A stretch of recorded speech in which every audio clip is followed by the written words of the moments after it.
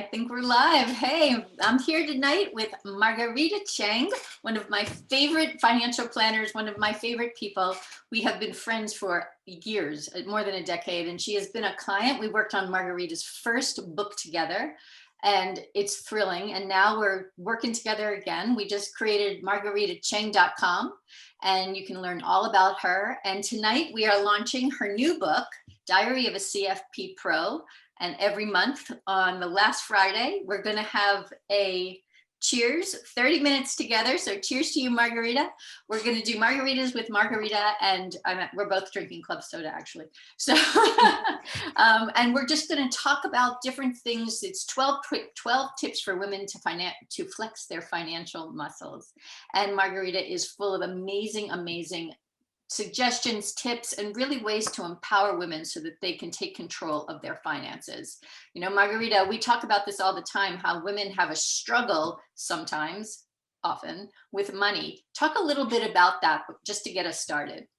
Sure. Well, thanks so much for having me. I'm so excited to be here for Margaritas with Margarita.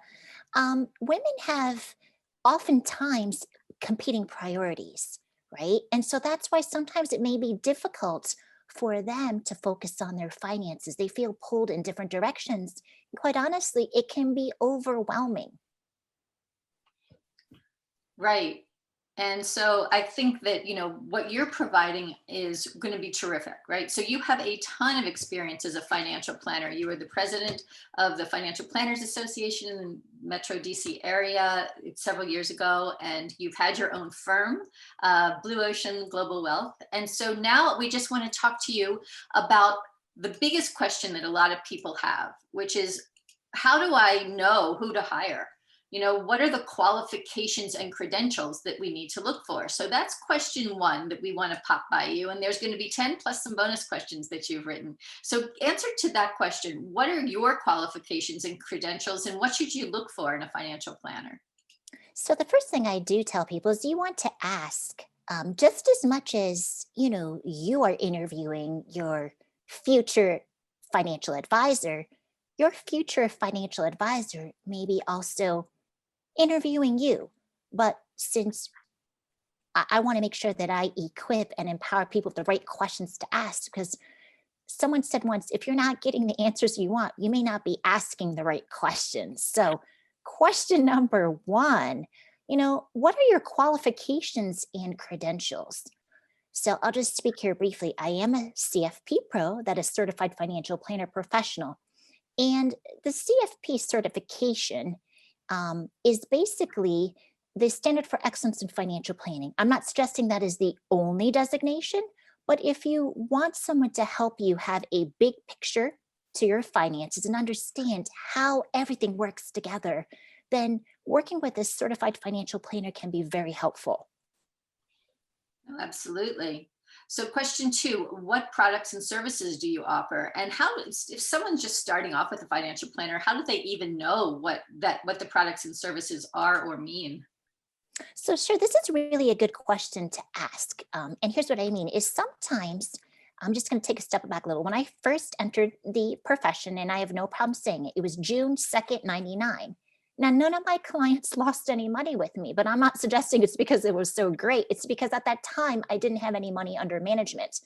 The reason why it's so important to ask the question, what products and services do you offer, is back in the day, some people would say, you know, Margarita, I really like you. You're smart, but why should I pay you for financial planning? I can get it free elsewhere. It's important to know that maybe you may not be paying for that advice, but you may be paying for indirectly through specific products.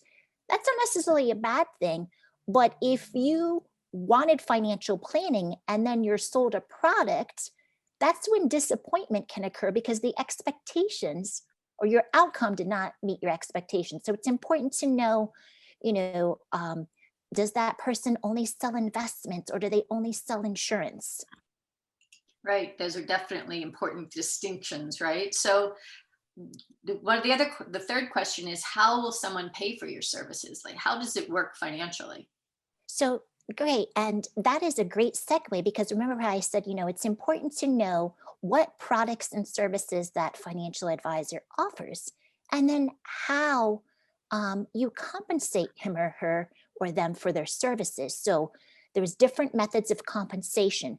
So some people, financial advisors may say, you know what, I don't charge for financial planning. I will do financial planning for you if you have, say, 500,000 or $1 million. And from your money under management, maybe I charge a percent or flat fee, then I will provide you financial planning advice. The other thing is maybe people say, you know what, you don't have to turn your money over for me. You pay a flat fee. Maybe it's hourly or engagement or the fee for the plan. So it's important to know not only how you pay your future financial advisor, but what services you're paying for. Right. Yeah, that definitely makes a difference, right? So what types of clients do you typically work with? So this is also a really important question. So for me personally, I focus on planning first. So I tell people, and this sounds a little bit strange, not so much strange today, but it was very unusual back then. I don't accept money management only clients, meaning I want people to do planning. I don't have hard and fast asset minimums. So what I mean by that is if someone says, Rita, I like you, I have $1 million, I want to turn it over to you. What are you going to do for me? I'm not going to do that because I want to do planning. So the type of clients that I work with, it's a collaborative relationship. So we work together. It's not my way or the highway. I get to know what's important to the clients as well as their families. And we focus on first identifying their goals, but also prioritizing them. And as part of that process, assets, liabilities, insurance, income, and expenses. And the reason why you want to ask the question to your future financial planner, what clients they work with, is if you're someone that needs help with budgeting, and they are only focused on money management, there may be a disconnect, right? If you're pre-retired and you want help about when to take Social Security, but they only focus on portfolio management, you may not be getting what you need. So there's nothing wrong with just focusing on portfolio management. But if you feel like you need help in that area, you want to be sure that you know what you're getting. Absolutely. So another question that's important to ask is, do others benefit from the financial advice that you're giving to me? Right. And so this is a good question to ask because some people have solicitor arrangements. That's a fancy or revenue sharing arrangement. That basically means is if you pay somebody, do other parties benefit? And if they do, that's okay. It just needs to be disclosed. And you would want to know that, right? Absolutely. Absolutely. And so another question that you want to know is, what is your investment philosophy, right? So I want your philosophy to match with mine. So that's an important question. So when someone asks you that, what is your response? So sure, I love this question. In fact, I encourage everyone to ask this question. What is your investment philosophy? So my investment philosophy is I will not take money under management unless I do financial planning. And it is not because I'm a diva, but as a certified financial planner, I am a fiduciary. And that means I must act in the best interest of the clients. And I can only act in the best interest of the clients if I get to know how you think financially. So my philosophy is planning first to get to know the people, their philosophy, and then the process, then the portfolio. Within investment management, it's also important for consumers, investors to know, does their financial advisor have a more buy and hold approach, or are they more tactical? And I'll quantify that further. So if your financial advisor has more of a buy and hold approach, and the market is down 38%, it's important for you to know that, because what you don't want to experience is that you're down 38%, you call your financial advisor and like, oh, you know what? We want all of our clients to stay invested for the long haul, so just sit and wait. It'd be really helpful if you knew that before you experience that, right? Absolutely, absolutely. And I think that's what's really complicated is that so many people, especially women, don't know these questions are really essential before you commit to someone. And I think number 10 is the question that, no one would even think to ask, which is, have you ever been publicly disciplined for any unlawful or unethical actions in your career, right? So before you hire a financial advisor, and I apologize if I've used these terms interchangeably. Financial advisor is a little bit global and more encompassing.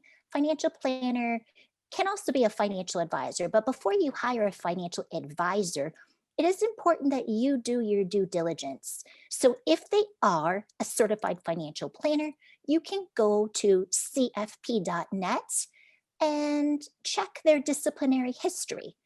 Now, this is where it also gets a little bit tricky. Some advisors may be registered with this specific state. So you would have to check their regulatory agency or FINRA.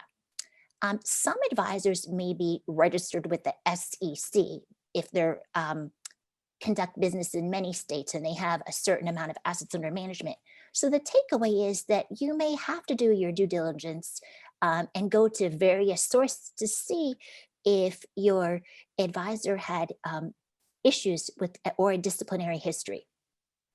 Yeah, which is really important, right? And then you'd want to probably avoid that financial advisor.